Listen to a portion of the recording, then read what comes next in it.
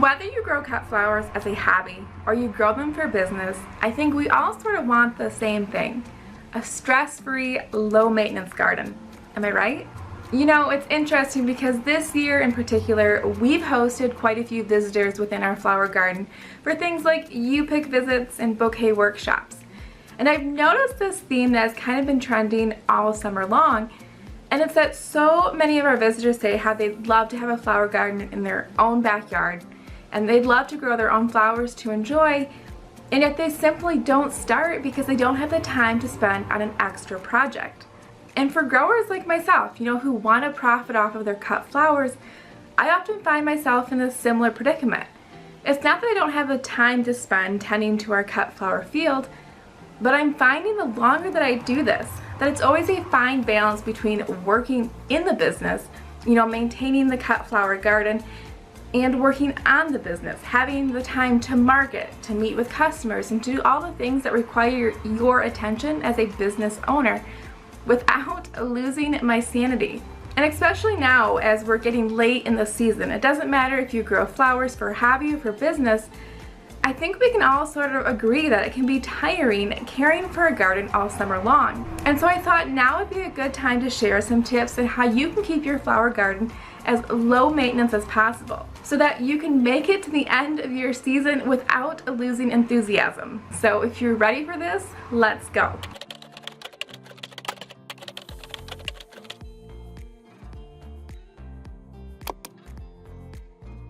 So tip number one is good garden placement. Now I know, as we're midway through the summer season, there's not much that you can do at the moment to change the location of your garden. You can't pick it up and just plop it in another spot. But right now, as we're nearing the end of our growing season, this is the time of year where I really do my big thinking for next year's garden. I'm using this time now to reflect on what's worked well for me, as well as taking notes on what needs improvement, while it's still fresh in my mind. A lot of times when we take on a project like growing flowers, we get so excited for that end result that we forget to think through some of those obstacles that we may encounter along the way.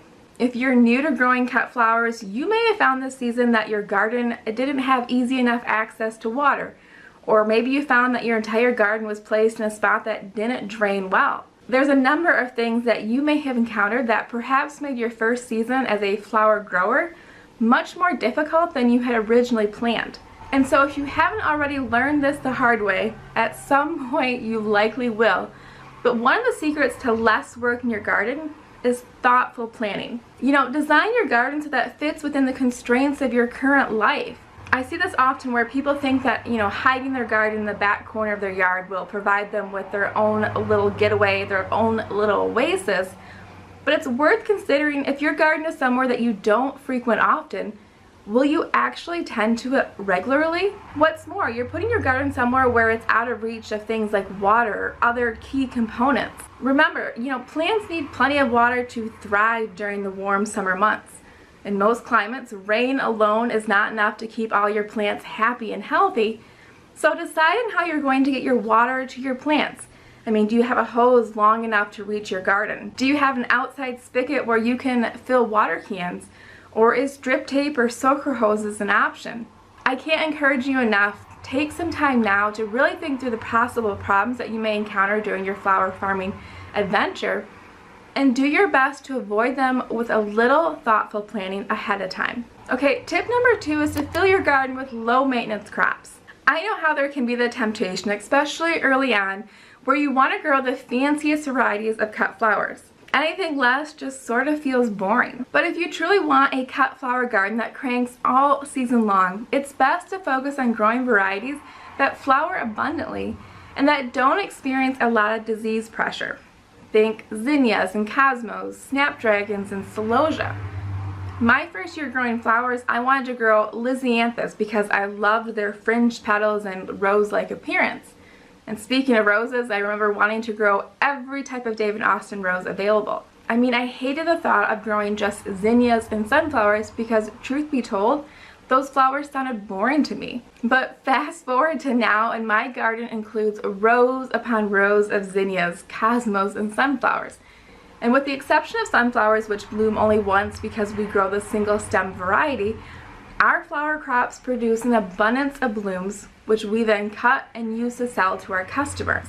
Because these flower varieties bloom all summer long, we're not having to rip out spent flower beds and replace them with a new crop of flowers, which ultimately reduces our labor. We plant one succession of flowers as soon as our last frost passes in mid-May, and then a couple weeks later we throw in a second succession of flowers in our remaining flower beds, and that's enough to last us all season long. Now moving on to tip number 3, and that's to keep your ground covered. This is one of those lessons that I learned the hard way.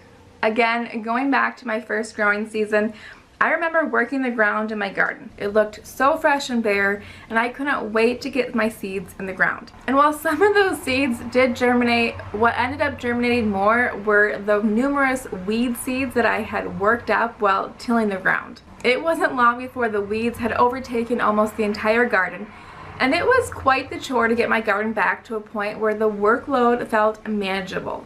I was constantly pulling weeds, and I just remember thinking that there had to be an easier way. Nowadays, we plant our seedlings into rows covered with either plastic mulch or landscape fabric to keep the time that we need to spend weeding to a minimum. This year, we've even added landscape fabric to all of our walkways, again minimizing the amount of weeding that we have to do mid-season, and it has been the ultimate time saver.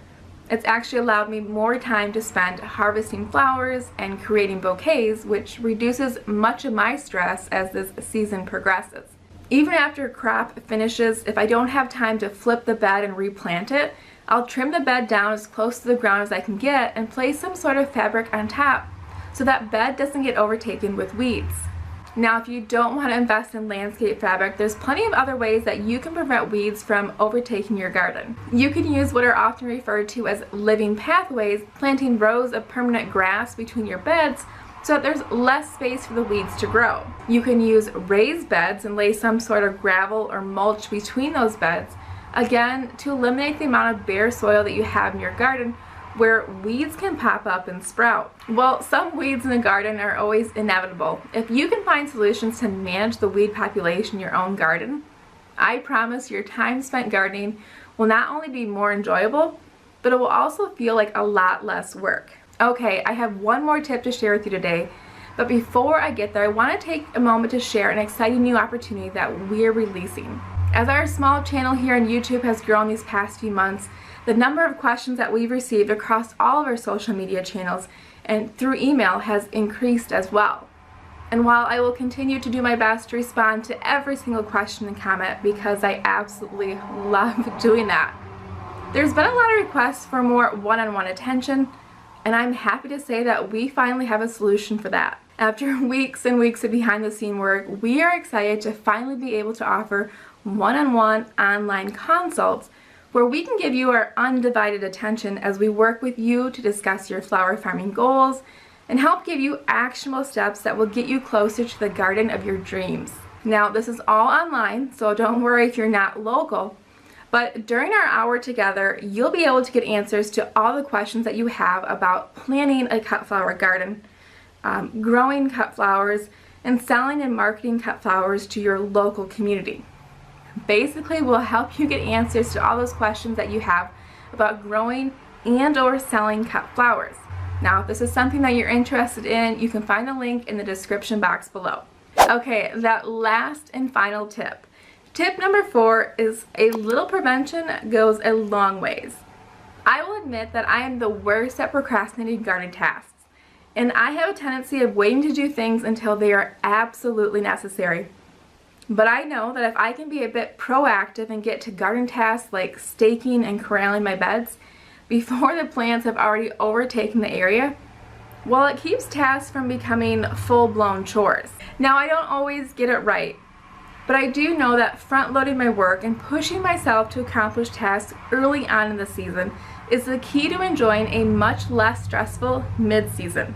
And when tasks get away from me and I just can't seem to stay on track, well, that's when I've learned that you gotta be a bit ruthless. Take, for example, these cosmos that are making a mess of my garden right now. I'll be honest, I planted these apricot lemonade variety this year, and it's just not my personal favorite. The colors aren't something that I typically use in arrangements, and for weeks now I've avoided this area of the garden. Every time I find myself glancing this way, I just get overwhelmed. The task of pruning back this area seems to grow by the week. While I could certainly spend the time making this area look pretty, getting these plants back in shape, I know that in this instance, it's just better that I chop these plants way back so that they're no longer a nuisance. In case you feel like you need a bit of permission to be ruthless in your own garden, just know that if something's not working for you, don't feel like you have to stay committed to it. Cut it, move on, and get back to focusing on the areas of your garden that you actually enjoy. Well, there you have it, 4 tips to keeping your garden feeling like a lot less work. While this certainly isn't an exhaustive list of ways to lower the maintenance of your cut flower garden, I hope it helps you to realize that you can reap the benefits of growing cut flowers without it feeling like a full-on project. If you have more tips on how you manage your own low-maintenance garden, I'd love it if you share them in the comments below. Now while you're down there, I'd really appreciate it too if you give this video a thumbs up and hit that subscribe button if you haven't already. Now that is all from me. Thank you so much for tuning in. I can't wait to see you in the next video.